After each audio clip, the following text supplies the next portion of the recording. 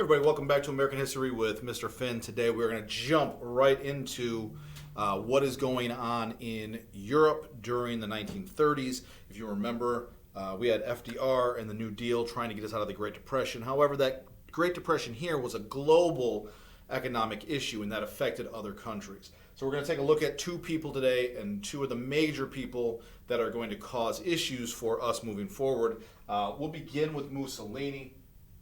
Mussolini is going to be Italian, so this is going to be in Italy.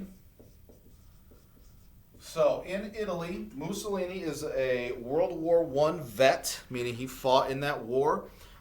Italy was actually on the side of the Americans in World War I. However, Mussolini believed, and many Italians did at the time, believed that Italy had not gotten all it should.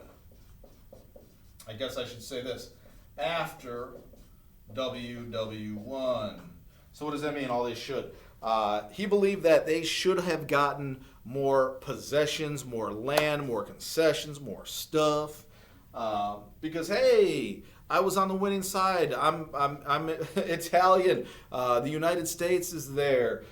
France is there. England.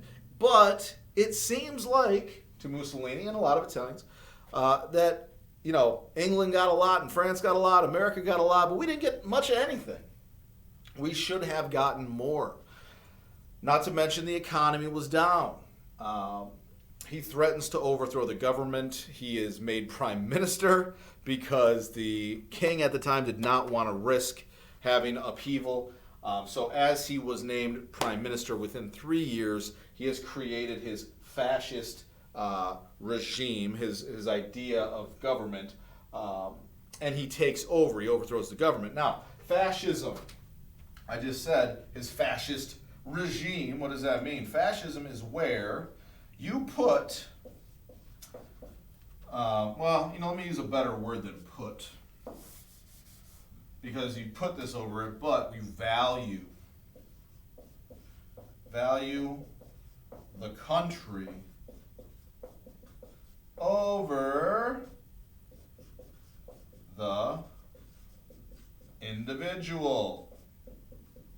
So his whole idea is, hey, Italy is amazing. We should all love Italy. We should all be about Italy. Italy, Italy, Italy. This is where the Roman Empire was. This is, Italy is the greatest. We are strong. We should reclaim our point. You're trying to make people proud of their country so that they value the country over themselves as the individual or people as their own parts. And that is what Mussolini is going to try and do. But in these fascist regimes and socialism, like we're seeing, and all these other things, communism, for example, what Mussolini is going to begin to do at this point, this is his belief, shares it with a lot of other Italians. He puts in this fascist belief into the people. Let's make Italy proud again. And so Mussolini is going to essentially take over completely and become a dictator. So his idea is, listen, I'm the strong leader of Italy. Follow me. Italy's great, and I'll make sure you are proud of being Italian again. So how does he do this? Here are some things that he does. Suspends elections, meaning that no one else can take power. That's what dictators do. There's no more free elections. He is going to centralize the economy, which what that means is government control of, think of it as business.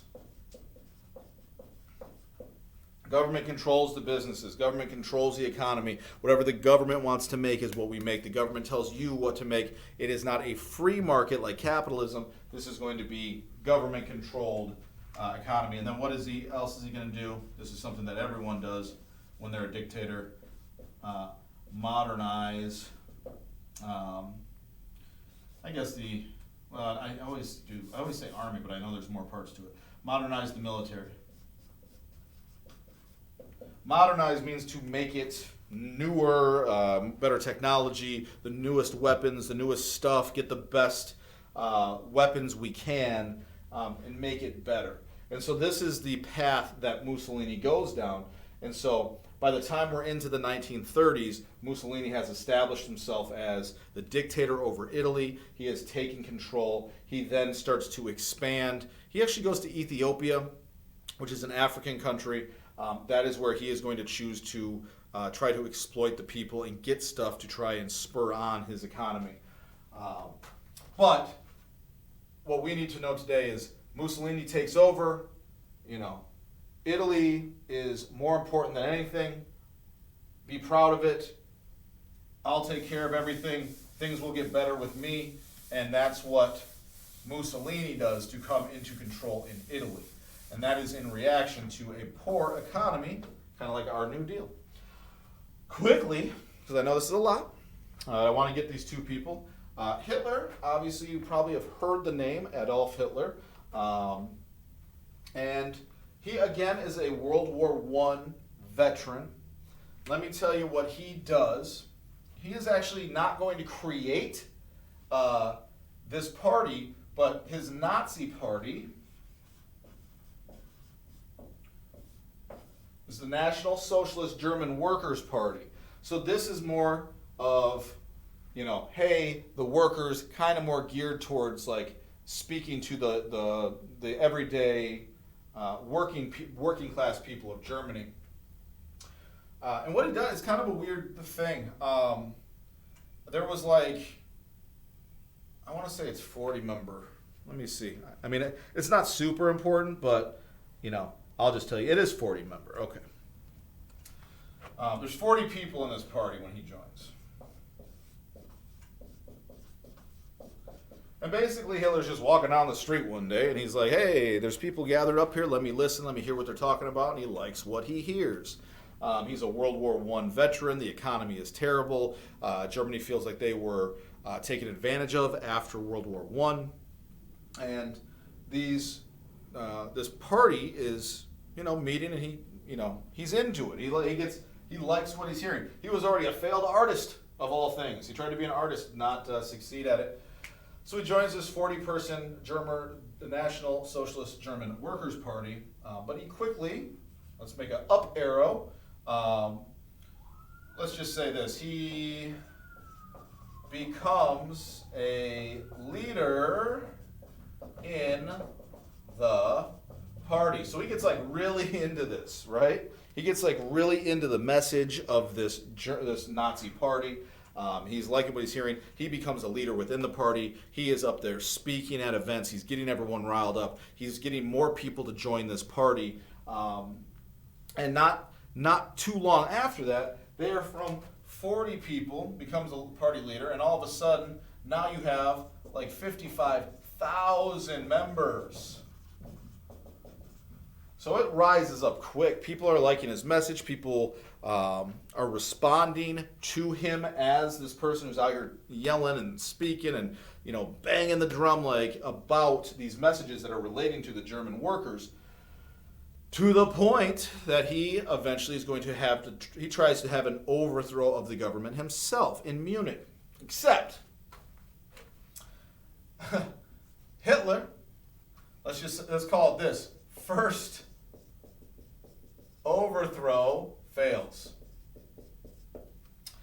Because he tries to have an actual revolution overthrow. What we're going to see Hitler do, not today, but as we move on, Hitler is going to eventually start to work his way through the political system to gain power, not have a revolution overthrow of the government. So this first overthrow fails. He's actually convicted of treason, which is a crime against the state. After this fails, let's just have a little rundown. Hitler in prison, oddly enough, 9 months. The government just wanted to teach him a lesson. Generally speaking, if you commit treason or high treason, you can be put to death. So the idea that he does 9 months in prison, it's not too bad for him. I mean, he's lucky if you ask me. While he's in prison, however, he is going to, I guess, write. This marker's so much better. Write Mein Kampf. But I'm going to check the spelling on this one too, because I know there's a PH or PF. That's right. There it is. Mein Kampf. This is his book. And this book, Mein Kampf, means my struggle. Now, what's important about Mein Kampf is the fact that he is going to outline all the problems that he has with the German leadership. He is going to introduce anti-Semitism into the mainstream of the people, which is anti-Semitism we'll talk about is the hatred of Jews, which is a group of people. Hitler is going to use that group of people to blame for everything that has happened negatively in Germany, along with the previous government. He's going to start to badmouth them in this book. The problem, the reason why we bring up Mein Kampf is that Mein Kampf is going to become what we would consider a bestseller. Everyone starts reading it. Which isn't good, because what's happening is people are reading Mein Kampf. They're reading this book about what's wrong with Germany. And this is only coming from Hitler. This one dude is telling you what is all the problems with Germany. But people are starting to read this. People are starting to talk about it. Certain people start to believe what he is saying. Hatred of Jews and the anti-Semitic stuff starts to pick up. And it starts to get pretty ugly as we move forward because of his views and what he lays out to be the problems that are going on in Germany, and blaming it on the government and this group of people. So I have this. Let me just make sure, because I want to get to a certain point, just like I would if we were in class. I would do the same thing. Boom, boom, boom. One thing I will mention real quick, this is important to understand, is people will always say, like, how could this happen, right? Like, how can you just be writing books? Aren't people smarter than this? Like, you're not going to blame, a group of people for whatever. The thing is, what you have to understand is people will do whatever if it can help them. So you might be a German going like, this is kind of crazy, but more and more people are starting to get on board with it. You might start to get caught up in the emotion of it. You might start to say, hey, things are starting to get better in my life, and it was really bad before. And this is why I want to bring this up. Everyone starts reading this and starts to get kind of, emotionally swept up in this like kind of movement that's going on in Germany. Not everybody, but like a fairly large part of the population does, which is today would be like, what? Like, it would blow our mind. But what you have to understand is they had hyperinflation, meaning that in Germany, money was worthless. There's money, worthless. Because Germany is going to do something not smart, because they don't know about economic theories yet. No one did, not just Germany. The idea is, let's just make more money. Let's just print more money. And if we print more money, we'll be fine. And so they start to print a ton of money. The problem is when you print more money, it ends up meaning that the money itself is worthless. Because now it costs like, and this is an actual number. I mean, and you can't really comprehend it, but it's like in Germany it costs $3 trillion for bread. 3 trillion is not like, that's what it would cost. I mean, it's not, it's like, I don't even know how to explain that.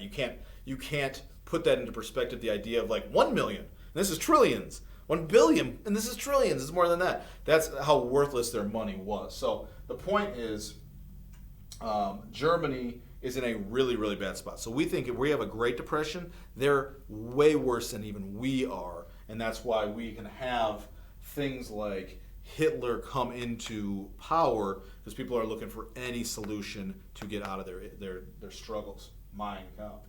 On that note, let's turn these notes in today, and then we'll look at the next steps on what happens from now that Mussolini and Hitler, we'll get Hitler, as dictator, but then we'll look at the steps that happen moving towards World War II.